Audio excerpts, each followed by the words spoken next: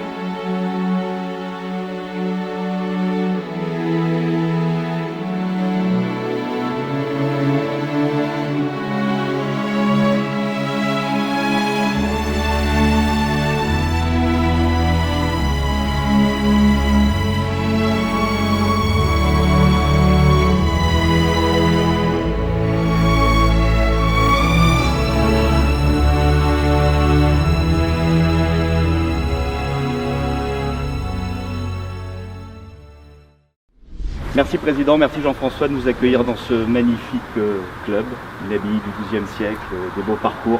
Président, c'est une deuxième maison de campagne ici? Ah, tout à fait, c'est exactement d'ailleurs l'esprit du prieuré. Nous voulons que ce club soit un club sportif, convivial, familial, et il l'est sur plusieurs plans. Il est familial parce qu'il y a une infrastructure pour les enfants, pour les accueillir, pour qu'ils puissent passer leur journée. Sportif parce qu'on a des équipes dans presque toutes les divisions et tous les âges, en hommes, en femmes.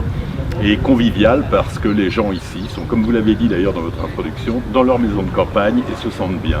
Et les enfants ici, l'idée c'est que les parents ne culpabilisent pas en laissant leurs enfants au club. Nous faisons en sorte que les enfants passent une très très belle journée, ainsi que madame et monsieur passeront une belle journée. Et en plus, si vous avez un soin esthétique, si vous avez un beau restaurant et que vous avez des produits annexes, eh bien écoutez, je pense qu'ils passent une bonne journée.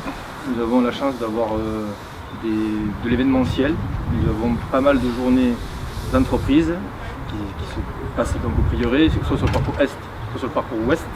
Et nous avons toujours un parcours qui est dédié à nos membres, en semaine et le week-end jour férié, que nos membres. Président, un trou préféré ici, le trou signature.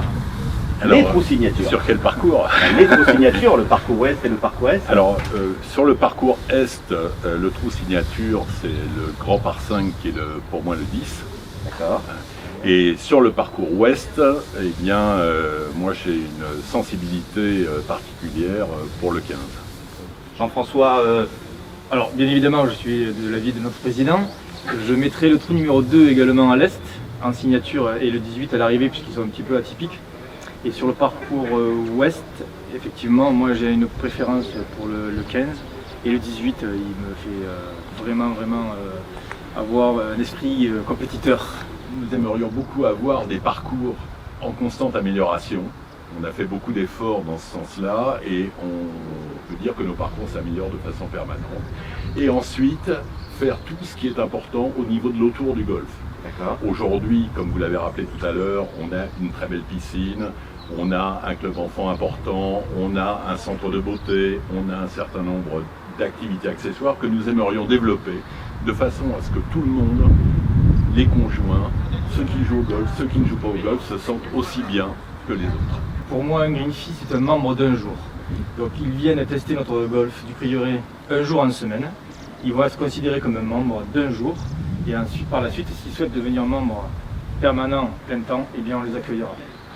On a beau être à une cinquantaine de kilomètres de Paris, l'ensemble de nos membres vient de l'ouest de Paris. De l'ouest de Paris, de la banlieue parisienne, ouest, Et en fait, j'habite personnellement Porte d'Auteuil et je mets le samedi matin, le dimanche matin pour venir une quarantaine de minutes. Plus pour rentrer le soir, je vous l'accorde, mais ce sont des temps tout à fait raisonnables. Président, je débute le golf, je veux commencer à jouer au golf, je suis débutant, suis-je le bienvenu au golf du Prieuré? Tout le monde est le bienvenu au Prieuré. Si vous n'avez jamais joué au golf, venez nous voir, vous serez les bienvenus. Si vous commencez le golf, venez nous voir, on a toute l'infrastructure, tous les pros, à la fois pour vous mettre à l'aise et le lieu également. C'est important, l'enseignement est important, je pense que c'est quelque chose de primordial chez vous, hein, pour que les gens se sentent à l'aise et puis effectivement, comme le disait le président, pour faire débuter les gens qui se sont mis au golf. Tout à fait, et dans les débutants, il ne faut pas oublier qu'il y a souvent des épouses ou des conjoints qui ne jouent pas au golf. Donc d'où l'importance d'une belle école de golf pour les enfants et les professeurs pour inculquer ce sport qui nous passionne tous à l'époux ou à l'épouse qui débute. Si vous avez bien compris, vous êtes parisien ou d'Île-de-France ou d'ailleurs, mais en tout cas, venez voir le golf du Prieuré avec un accueil exceptionnel par ses dirigeants, de la part de ses dirigeants, mais aussi parce que les infrastructures ici vont vous ravir et que tout est fait ici pour vous accueillir dans les meilleures conditions. Merci Jean-François, merci Président. Merci beaucoup. On est avec Yann qui est à 2 petites minutes de partir sur le parcours. Il vient de s'échauffer. Yann, on va démarrer sur le parcours Est. Tout à fait. Parcours Est mieux que le Ouest ou c'est pareil ou qu'est-ce qu'on aime ici? J'ai une petite préférence pour l'Est. J'ai un peu plus d'affect pour l'Est. Très ouvert, grande nature, ce qu'on vient chercher au Prieuré. Bon, alors on porte le polo du Prieuré, on est membre ici depuis longtemps? Depuis une quinzaine d'années. Et qu'est-ce qu'on aime ici? Écoutez, le Prieuré pour moi c'est ma maison. C'est ma maison, je suis chez moi ici. Un groupe de trentaine de copains, on se retrouve, on est les premiers départs, on fait l'ouverture comme on pourrait le faire au sport d'hiver. On fait l'ouverture des pistes tous les matins à 8h, tous ensemble, avec nos femmes, avec nos copains, nos enfants, une grosse ambiance familiale. Je suppose qu'on profite de toutes les infrastructures ici pour les enfants, justement la piscine. C'est un grand jardin, le Prieuré c'est plus de 150 hectares. Un grand jardin où on ne se pose pas la question où sont les enfants. Ils sont forcément soit au mini-club, soit au tennis, soit à la piscine, soit sur le parcours, soit à leur cours de golf. Aucune inquiétude pour les enfants. L'index de Yann? 5 et quelques. 5 et quelques. Les quelques sont importants.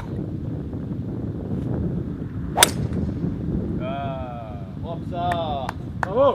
Delphine, le plus beau sourire du Prieuré. Oui, au moins. C'est ce qu'on m'a dit. Pourquoi aimez-vous le Prieuré?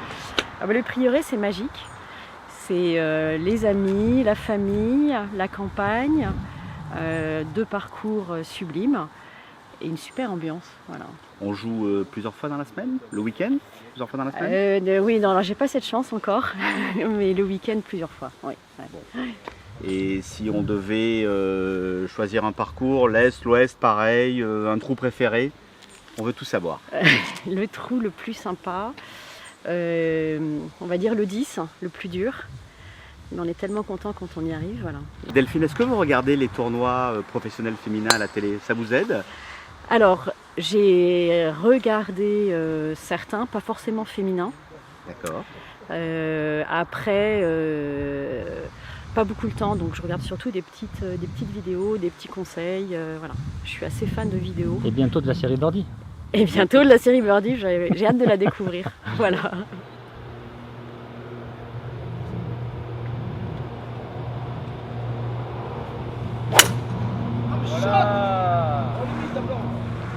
Place maintenant au cours en situation. Je suis avec les professionnels du club, Gilles Bourdi et Ludovic Torres. Bonjour messieurs. Bonjour Michel. Et merci beaucoup, merci d'accueillir la série Birdie sur votre golf qui est juste un rêve. C'est vrai. Quelles belles Nous infrastructures. sommes gâtés. Vous faites beaucoup de parcours accompagnés? Oui, nous faisons pas mal de parcours accompagnés. Effectivement, c'est dans le secteur de l'enseignement qui nous passionne aussi. Alors, puisque vous êtes dans la passion à fond, vous avez préparé évidemment des scènes pédagogiques. Gilles, donc aide pro du club aussi, en priorité. Eh bien écoute, moi il y a un secteur de jeu qui me tient vraiment à cœur, c'est le wedgie.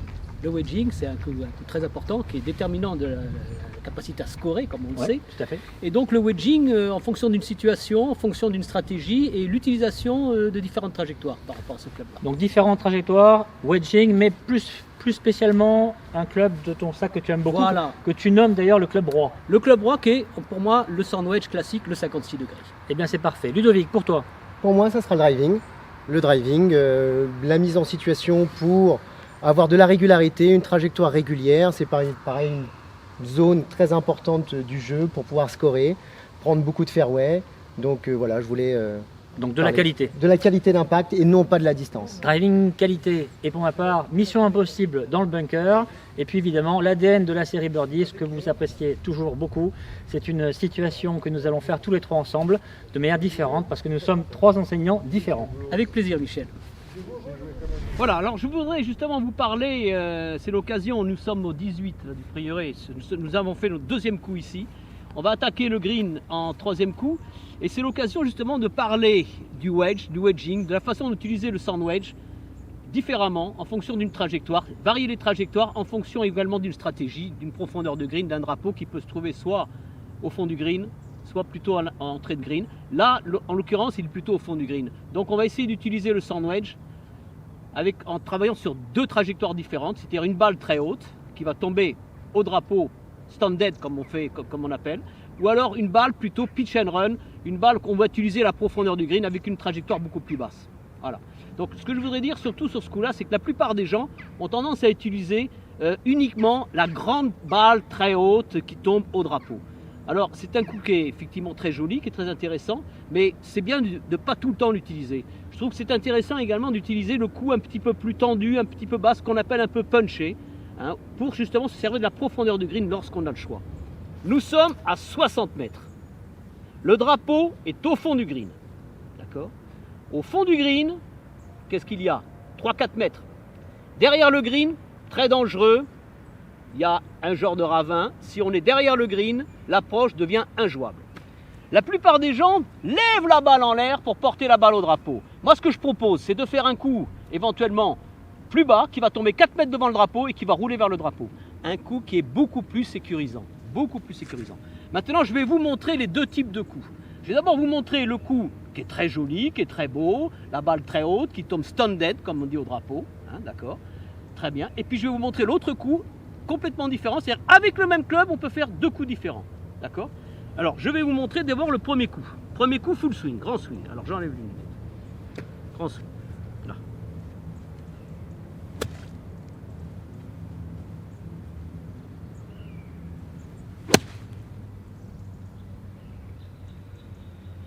Voilà. Grand swing, full swing avec le sand wedge. La balle monte très haut, elle tombe, elle ne bouge pas. Le problème avec ce coup-là, ce qui est très dangereux avec ce coup-là, c'est que pour maîtriser la distance, c'est beaucoup plus compliqué. Maîtriser le dosage, c'est beaucoup plus compliqué. Si je me trompe un petit peu de distance, mais pas de beaucoup, de 2-3 mètres si le green est un peu sec, je vais derrière le green, je ne peux plus jouer l'approche derrière. Moi, je trouve plus intéressant, avec le même club, de jouer un coup qui va être plus tendu, je vais vous montrer. Un peu punché, quoique le mot punché, je l'aime pas trop, mais on va dire un peu plus doux, mais surtout avec un swing plus court. Donc, plus sécurisant. Alors, je vous montre le coup, qui est très différent au niveau du swing. Vous allez voir. Mais j'y tiens, on garde le même club. Parce que le sand wedge, c'est un club fabuleux. Hein. Bon, c'est un club, moi personnellement, c'est le club que je préfère. Il faut être capable d'utiliser ce club en faisant différentes trajectoires, différents touchés. C'est ça qui est très gratifiant au golf. Regardez. Alors, deuxième coup complètement différent.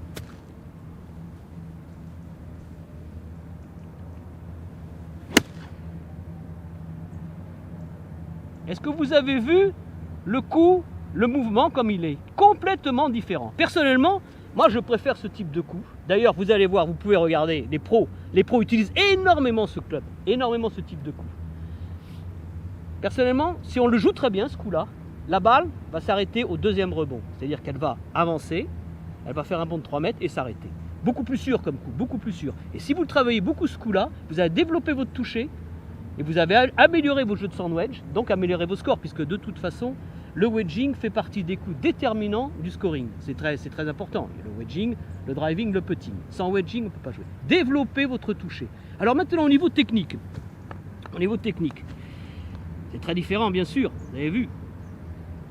Sur le premier coup, je fais un très grand swing, où là, j'utilise tout mon corps, les épaules, les hanches, je tourne beaucoup, je casse beaucoup les poignets, je fais un grand finish, les mains très hautes. D'accord. Okay. Ça, c'est très bien. Si on vraiment sait le faire, c'est très bien. Le problème, c'est que si jamais j'utilise beaucoup trop les poignets pour lever la balle, si je reste trop en arrière, je risque de taper avant la balle, je risque de toper. Plein de choses peuvent se passer. Sur le deuxième coup, en technique, c'est très différent. Là, je mets la balle un petit peu plus vers le pied droit, j'ai le poids du corps un peu plus sur la jambe gauche, je neutralise, je fais un coup beaucoup plus court, je neutralise l'action des poignets, c'est-à-dire je fais une montée plus courte avec moins d'action de poignet, d'accord. Je passe bien sur ma jambe gauche, je tourne bien et surtout je fais un finish plus court en accélérant bien en bas. C'est-à-dire que je finis le triangle des bras avec le club sa forme Y vers l'objectif. Donc swing beaucoup plus court en accélérant bien dans la balle. La balle a beaucoup de backspin, contrairement à ce qu'on croit. La balle peut beaucoup s'arrêter, mais elle s'arrête d'une autre façon. Elle s'arrête d'une autre façon, elle s'arrête avec du backspin. Alors que le premier coup, elle s'arrête parce qu'elle est morte sur le green. C'est deux choses différentes.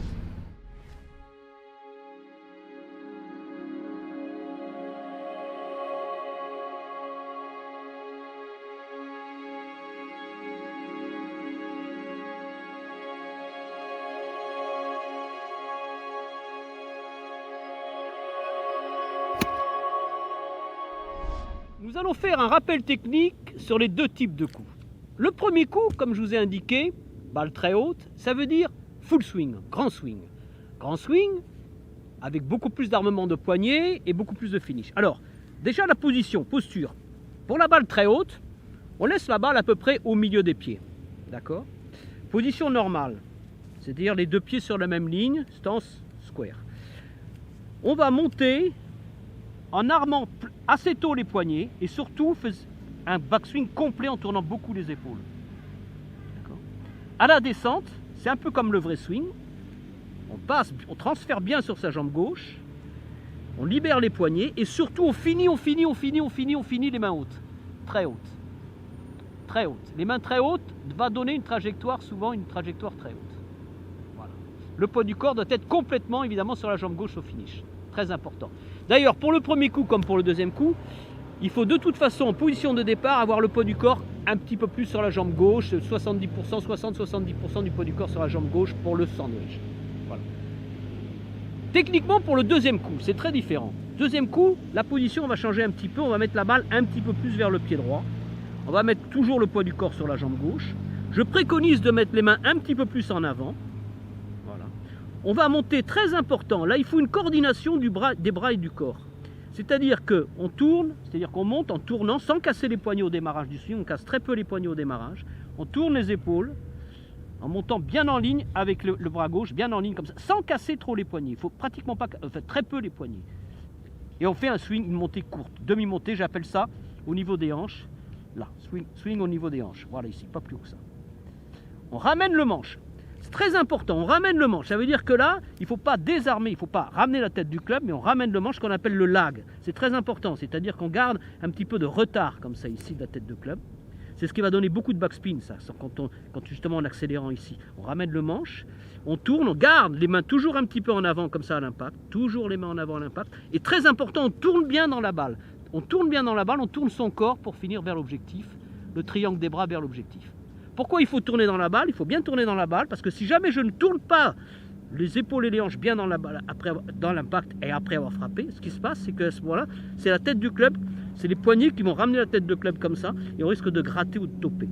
Pour éviter de ramener la tête de club trop vite, il faut bien tourner le corps comme ça. Nous sommes au practice et nous allons aborder le driving qualitatif sous forme de 3 points qui me tiennent à cœur. Le grip, donc la pression du grip, les appuis et le rythme. Et tout ça va être vu avec le TrackMan. Point numéro 1, la pression du grip sur le club.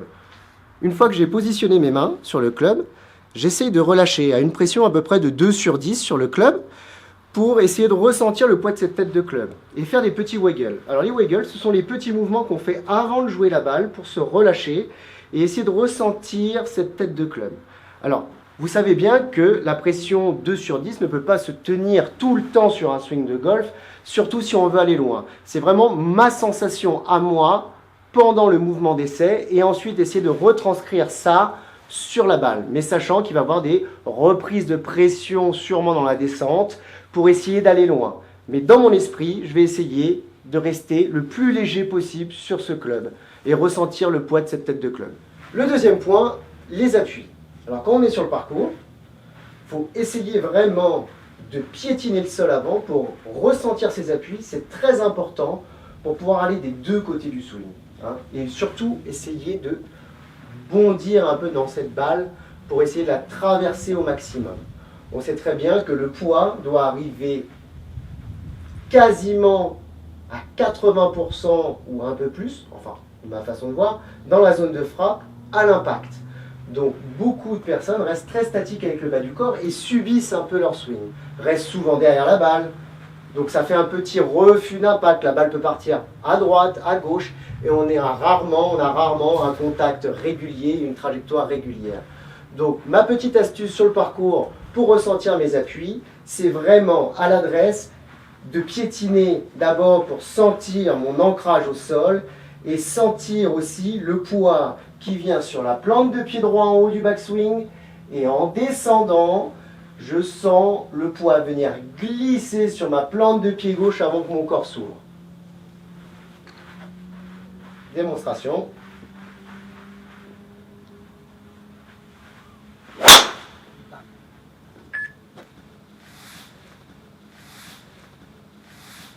Le point numéro 3, le rythme.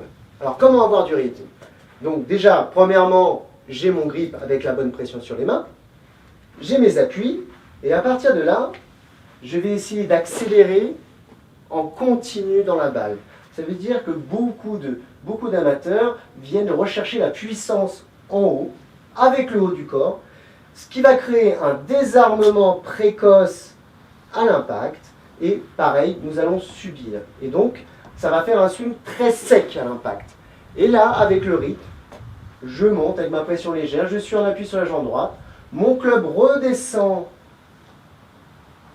tranquillement la descente. Donc là, à ce moment-là de la descente, il n'y a aucun à-coup. Et je laisse passer ma tête de club. Et avec ce rythme-là, vous allez prendre plus de fairway et être beaucoup plus régulier dans la zone de frappe. Alors, en rythme.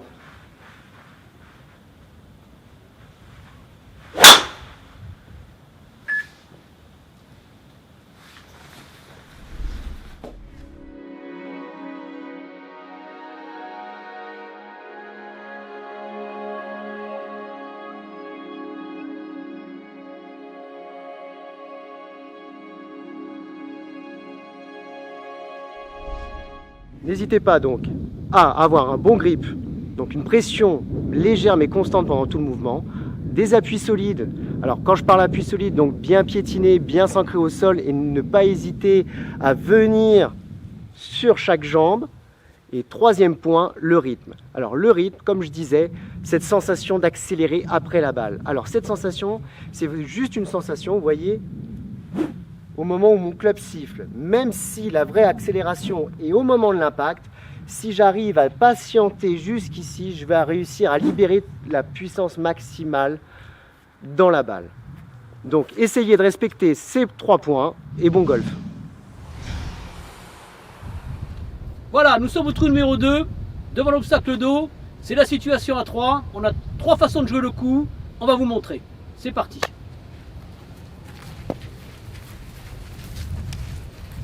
Alors pour ma part, je démarre en premier. Comme je suis créatif, je vais vous expliquer la façon dont je veux faire le coup. Il n'est pas évident, mais ça m'amuse de le faire. Alors vous avez l'obstacle d'eau, vous avez le drapeau qui est un petit peu à gauche, où il y a assez peu de place. Par contre, vous avez une entrée de green sur la droite, où il y a pas mal de profondeur. Et je peux, en m'appuyant sur la droite avec la pente, faire un coup bas. Je vais même essayer de donner un petit effet droite-gauche avec mon sandwich. Donc balle basse, avec mon sandwich, vers la droite, avec un petit effet droite-gauche. Pas évident comme coup, mais il faut être créatif.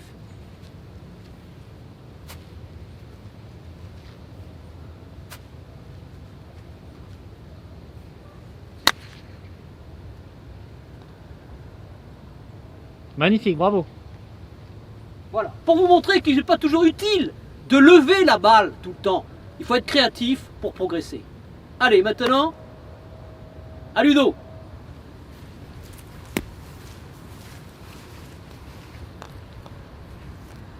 Alors moi, j'ai choisi un sandwich aussi. Je vais la faire beaucoup plus direct que Gilles, un petit peu plus simple. Donc avec une balle assez à droite dans le stance, le poids à gauche, verrouiller mes poignets et en essayant d'aller le plus directement possible vers la cible. Allez, au drapeau.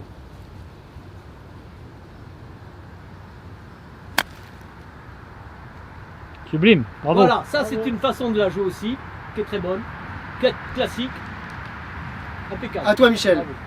Allez Michel.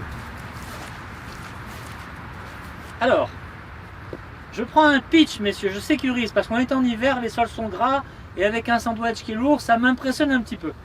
Alors, je place ma balle, mais à la fois, le pitch, je ne peux pas y aller en direct, moi c'est impossible, donc c'est la pente à droite obligatoire. Est-ce que j'ai suffisamment de profondeur ou pas? J'estime que c'est moyen. Donc, mon pitch, je vais l'ouvrir, mais d'1 ou 2 degrés maximum. Je laisse ma balle au centre, je la mets pas trop à droite, et je vais m'appliquer à faire un mouvement avec très peu de poignées, voire pas du tout, dans mes sensations pas du tout, mais par contre avec un moteur qui est le corps. Je vais donc favoriser un mouvement rotatif plutôt qu'un mouvement descendant. Je vise bien à droite, beaucoup plus que vous. Je place ma face de club au centre du green. Je l'ouvre de 1-2 degrés maximum. Je prends mon grip après. Bras, corps. Tac, Super Michel. bien joué. Bravo. Magnifique. Avec la pente, Voilà. magnifique. Donc là, Bien, un Michel. swing pour moi, Tac, tac. géré par le corps. Très bien. Ça m'évite la profondeur. 3 façons de jouer. 3 façons de jouer, à vous de choisir.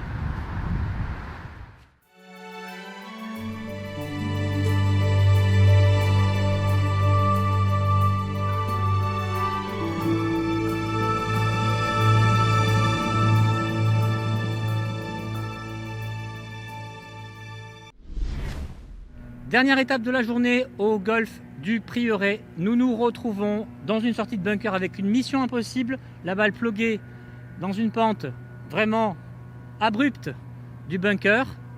Donc une situation qui est très impressionnante, mais vous allez voir pas si difficile que ça pour s'en sortir. Et une pente classique, progressive, toujours en montée. Donc dans ces deux situations, avec un drapeau qui est à 11 mètres de l'entrée du green, voilà ce que je choisis comme club. Pour la situation en pente progressive, je prends un fer 9. Pour la situation en pente abrupte, je prends un sand wedge, 56 degrés, puisque le drapeau est assez éloigné. Je commence par la situation progressive. Dans la situation progressive, c'est ce que vous avez entendu. Vous avez entendu parler de mettre vos épaules dans le sens de la pente, votre corps qui épouse la pente. Donc c'est parfait, ça n'a pas changé.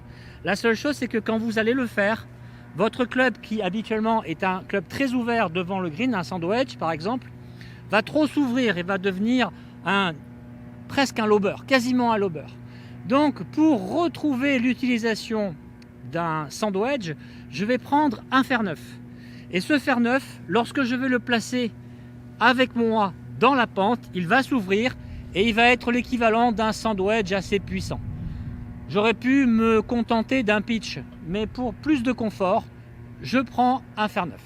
Ça me donne du confort au niveau de la profondeur. Là, mon drapeau est assez profond. Je me mets dans le sens de la pente et attention, quand je suis dans une pente comme ceci, montante, je n'ouvre pas mon corps comme on peut le faire d'habitude. C'est une situation où je vais rester face à la balle. Je ne vais pas m'ouvrir. Je vais rester en face. Ensuite, la face de club, elle, je vais l'orienter légèrement à droite, d'à peu près 10 degrés. Et une fois que je suis dans cette position, je prends mon grip, toujours avec des mains descendues, un corps dans la pente, ce qui me donne mon poids du corps vraiment sur la jambe droite à 90%.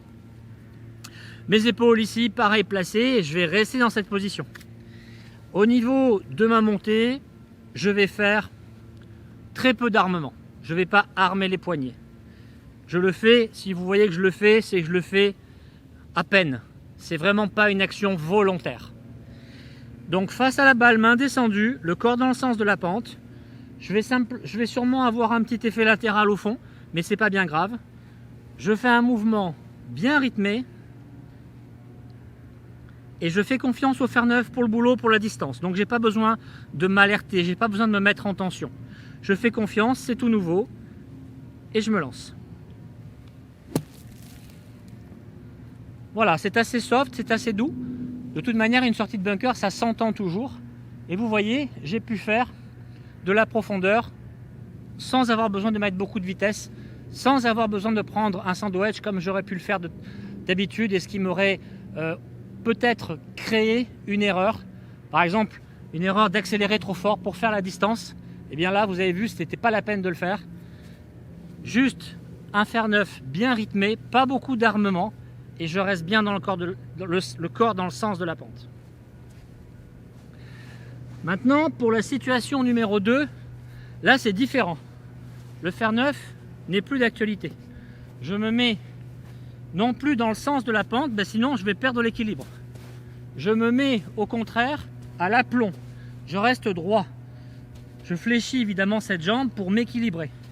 Je me stabilise, j'ai pas peur d'écarter beaucoup plus. Une fois que je suis dans cette position, toujours pareil, je ne vais pas ouvrir mon corps, mais également, je ne vais pas ouvrir ma face. Je vais laisser la face droite de manière à avoir au contraire beaucoup de profondeur derrière la balle. Mais vous observez que la pente est forte. Donc si je reste dans cette position et que je frappe fort derrière, eh bien voilà ce qui va se passer, je vais rester bloqué, vous voyez, dans la pente, ce qui ne m'amènera à rien. Donc en fait, je me mets dans cette position, à l'aplomb de la balle, ma face de club est vraiment bien droite et se situe 4 cm à l'arrière de ma balle. Je vais générer un swing là, comme je ne peux pas bouger, beaucoup avec mes poignets. Et je vais taper fort derrière la balle. Ça, c'est la première étape. Lorsque je tape fort, je procède de manière coordonnée à un retrait pour que mon club puisse suivre la pente. Donc il y a une combinaison subtile de bras qui descendent vers la balle et de corps qui exercent une rotation et un retrait. Le retrait me permet donc de ne pas percuter la pente et de m'en sortir, de propulser cette balle vers le drapeau. Je me mets en position et c'est parti, je frappe et je m'éjecte en arrière. Voilà, et au moins, je sors du problème.